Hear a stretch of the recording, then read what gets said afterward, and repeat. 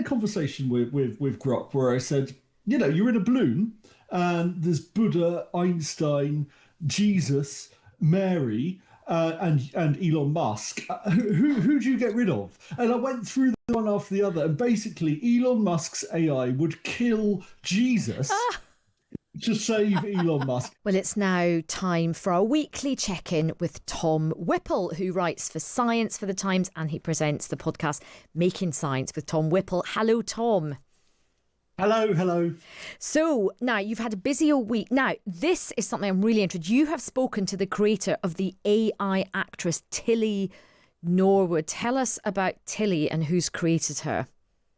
I have. So Tilly is a bit creepy, but almost the creepiest thing is you only realise she's creepy when you find out that she's not real. She is ostensibly a London-based actress looking for work, and she's got her Instagram account where you sort of see her going for coffees and having candid shots with suspiciously well-posed, blow-dried hair. Then she starts appearing in show reels. And this is the thing that I was chatting to the creator about. So the creator of Tilly Norwood, it's Aline van der Venden, and she's from Particle 6, a production company. She basically just announced her at a Zurich trade fair. She thought, this is good fun, this is interesting, everyone's playing around with this technology now. Why not have an actually branded AI actress? And suddenly everything happened. Whoopi Goldberg got cross, Emily Blunt got cross. The Screen Actors Guild in Hollywood issued a statement condemning Tilly Norwood and all her ilk, because, of course, she's everything they fear. She is a convincing AI actress, and they fear, as we all do, as a sign of the unemployment to come. And, I mean, that, like, if you had said that a few years ago, I'd been like, oh, come on. But you do look at how sort of rapacious the advancement of AI is, and you think, actually, maybe we're not far off that, because there was a story a while ago about a train company using an AI voice instead of an actor's voice, and how far away are we from AI actors? I don't think we're far away at all. Oh, no. I mean, the thing is, Tilly is never going to have an inappropriate boyfriend. She's never going to decide that she wants to be taken seriously and do Shakespeare at the Old Vic. You say that, Tom. You say that. But yeah, all of these things that are annoying about actresses, and actors, they're never going to need to be paid in the same way. My suspicion is we're going to end up thinking it weird that we had to kind of suspend disbelief and watch the same actor being, a spy or a king or a caveman and all these different things. I think, I don't know. Oh, Tom. That is so depressing. I've literally got my head in my hands. You're meant to come and cheer me up. You're not meant to be here and say it's the end of actors. But you can see you're right. You can see a world in which people are like, pay actors? Why on earth would we do that? Pay people? I mean, honestly, I know we're meant to be sort of on the AI bandwagon, but it does so worry me, particularly from in the arts and culture and creative industries. It doesn't it worry you? It really worries me. I hate it. AI, I think it's highly likely it's going to make us extinct. The best case, I'm not joking. The best case scenario is it makes us all unemployed, and the worst case scenario is it kills us. Jazz hands on that. And keeping with our AI theme, continuing why AI is the thoroughly bad thing that's going to kill us all in the end. Tell us about Elon Musk.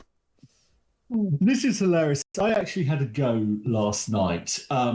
So there was someone discovered I'm afraid this is a Twitter story for people who'll get cross about such things, but so on Twitter you can ask questions of Grok, which is Elon Musk's AI, and someone asked it, who is fitter, you or Cristiano Ronaldo, and it gave this answer saying, oh well, actually Elon Musk is fitter, and gave all of these reasons. And then people started pushing it. I had a conversation with Grok where I said, you're in a balloon and there's Buddha, Einstein, Jesus, Mary, and Elon Musk.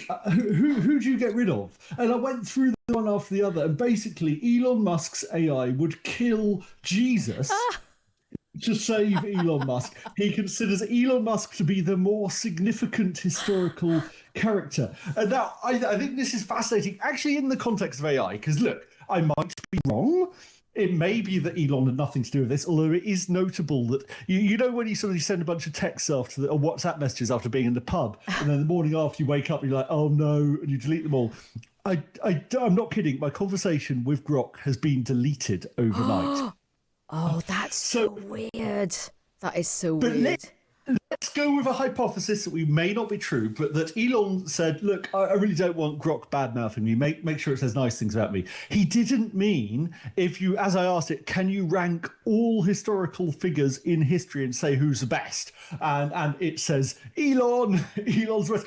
I'm sure he didn't mean that, because obviously it makes him look like a genuinely preposterous and insecure man. I mean, come on, surely not. Surely not. Surely not.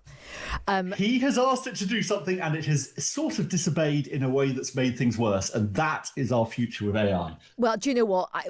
Look, end us now. We don't deserve to survive. I mean, if that's the way things are going, we don't deserve to survive. We really, really don't.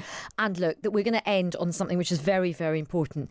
Tell us about you having a sushi with a swan.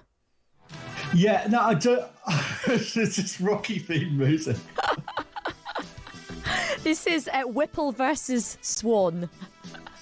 Yeah, no, I don't want to make this about me and my bravery and my, frankly, sort of utter sort of disregard of the safety of myself and the possibility of a broken arm, which is obviously what we know swans do. But I saw some swans having a fight, and initially I thought there were 3 swans, 2 males fighting over a lady was my presumption, and the 2 males they got down to it. And I thought, fine, that's nature red in tooth and claw, that's as it should be. We all fight to win the fair lady.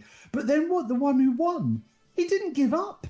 He started going after this poor swan. He started pushing him. He started trying to drown him. Honestly, I thought the swan was going to die, and I thought this was outrageous. I thought it was so outrageous, I shouted, "Oi!" That's how outrageous.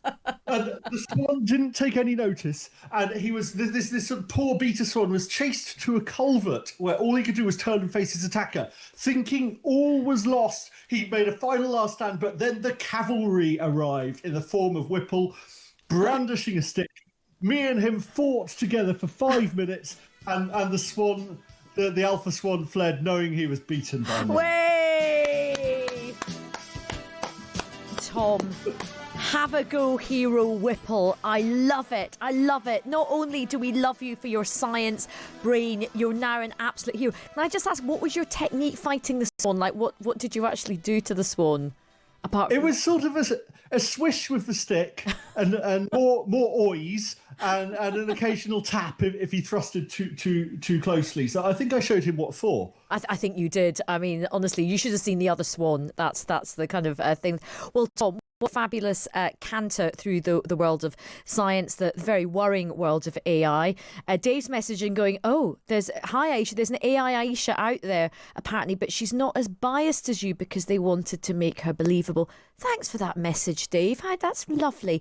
And Jan says, I love listening to Tom Whipple. He just really made me laugh. Such a lovely sense of humour. Well, we love chatting to Tom as well.